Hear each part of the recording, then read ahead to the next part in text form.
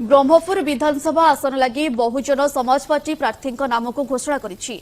जड़े समाजसेवी अरुण कुमार साहू को एथर मैदान को ओह्लाइबा को निष्पत्ति निया जायछि, जहाफल ब्रह्मपुर एथर फाइट खूब रोमांचकर हेबो बोली अनुमान करा जाउछि।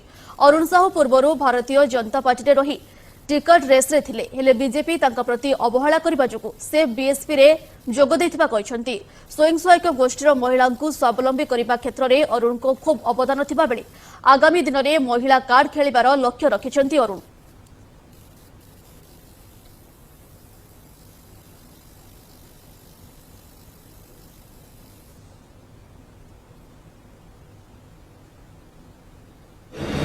प्रार्थी हिसाब से बीएसपी मते देइचंती